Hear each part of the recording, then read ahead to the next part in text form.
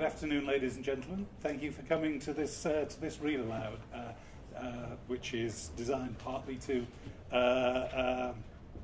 celebrate the Year of Shakespeare here at OSU, and also arguably to celebrate Shakespeare's birthday, which could be today as readily as it might have been yesterday. As we all know, we know when he was baptized, we don't know when he was born.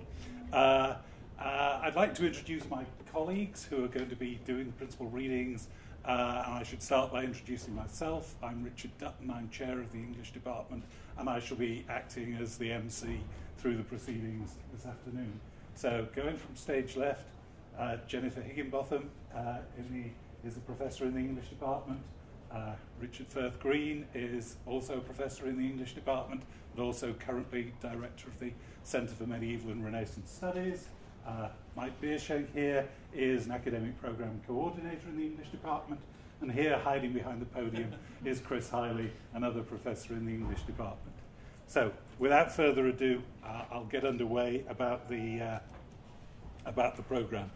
For more than 400 years, participants from both sides of the footlights have been commenting on productions of Romeo and Juliet and Macbeth, which, as you know, were the plays featured in the great display we have.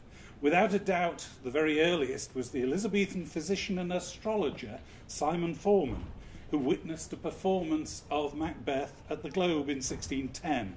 Forman's own professional interests are clearly reflected in those scenes in Macbeth that particularly caught his attention. Chris will take over. In Macbeth at the Globe, 1610, the 20th of April, Saturday, there was to be observed first how Macbeth and Banquo, two noblemen of Scotland, riding through a wood, there stood before them three women, fairies or nymphs, and saluted Macbeth, saying 3 times unto him, Hail, Macbeth, King of Codden, for thou shalt be a king, but shall beget no kings, etc. Then said Banquo, What, all to Macbeth and nothing to me? Yes, said the nymphs. Hail to thee, Banquo, thou shalt beget kings, yet be no king. And so they departed and came to the court of Scotland, to Duncan, King of Scots, and it was in the days of Edward the Confessor. And Duncan bade them both kindly welcome, and made Macbeth forthwith Prince of Northumberland, and sent him home to his own castle, and appointed Macbeth to provide for him, for he would sup with him the next day at night, and did so. And Macbeth contrived to kill Duncan, and through the persuasion of his wife did that night murder the king in his own castle, being his guest. And there were many prodigies seen that night and the day before, and when Macbeth had murdered the king, the blood on his hands could not be washed off by any means, nor from his wife's hands, which handled the bloody daggers in hiding them, by which means they became both much amazed and affronted. The murder being known, Duncan's 2 sons fled, the one to England, the other to Wales, to save themselves. They being fled, they were supposed guilty of the murder of their father, which was nothing so.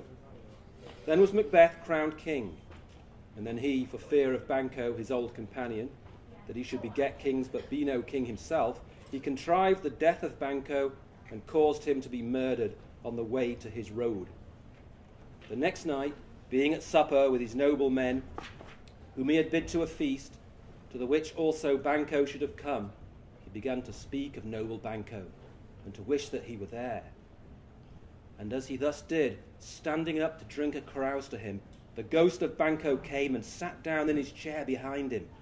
And he, turning about to sit down again, saw the ghost of Banquo, which fronted him so that he fell into a great passion of fear and fury, uttering many words about his murder, by which, when they heard that Banquo was murdered, they suspected Macbeth.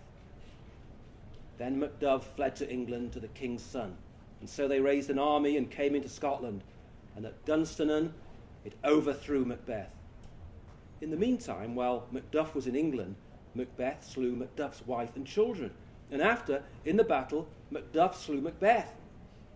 Observe also how Macbeth's queen did rise in the night in her sleep, and walk, and talked, and confessed all, and the doctor noted her words.